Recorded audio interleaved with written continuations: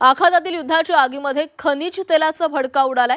आंतरराष्ट्रीय बाजारात कच्च्या तेलाचे दर सुसाट सुरू आहेत। कच्चे तेल आता प्रति बॅरल 112 वर पोहोचलेले आहेत। $112 हे दर पोहोचल्याचं कळतंय। कच्च्या तेलाचे दर 4 वर्षातील उच्चांकावर पोहोचलेले आहेत। देशात पेट्रोल डिझेल महागण्याची शक्यता वर्तवली जाते। इस्रायल इराण युद्धाचा थेट भारतावर परिणाम झालाय। आंतरराष्ट्रीय बाजारात कच्च्या तेलाच्या किमतीमध्ये मोठी वाढ झालेली आहे। तसंच तेलाच्या किमती अजून वाढण्याचीही शक्यता वर्तवण्यात आली आहे। सध्या कच्च्या तेलाचे दर प्रति बॅरल $112 आहेत। मात्र युद्ध अशाच प्रकारे सुरू राहिल्यास कच्च्या तेलाच्या किमती प्रति बॅरल $150 पर्यंत जाण्याची शक्यता वर्तवली जाते। तेलच नव्हे तर पेट्रोल आणि डिझेलच्याही किमती वाढणार अशी शक्यता वर्तवली जाते। तर दुसरीकडे घाबरण्याची कोणतीही गरज नसल्याचं सरकारकडून सांगण्यात आलंय।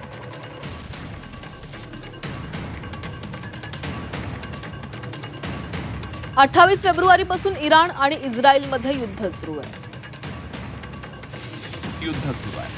आजच्या 10 दिवसात कच्च्या तेलाच्या किमतीत 60% वाढ झाली आहे।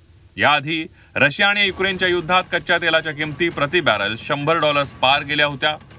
इराणकडून हार्मुझ सामुद्रधुनी बंद केल्यानंतर तेलाच्या किमतीत मोठी वाढ झाली आहे। इराण इस्रायलच्या युद्धात इराणकडून आखाती देशांमधल्या ऑइल रिफायनरींवर हल्ले करण्यात आले।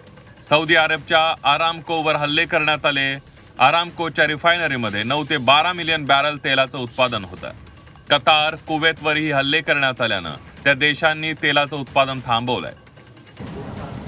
केंद्र सरकार तेल, गॅस सगळ्या गोष्टीची काळजी घेते आहे। आंतरराष्ट्रीय परिस्थिती आपल्या सगळ्यांना माहिती आहे, तरीही कुठेही तुटवडा पडू नये म्हणून सर्व प्रकारच्या उपाययोजना चाललेल्या आहेत। कोणीही अफवा पसरवू नये, कोणीही अफवेवर विश्वास ठेवू नये। अफवेवर विश्वास ठेवून जर साठेकरण आपण सुरू केलं तर परिस्थिती खराब होईल।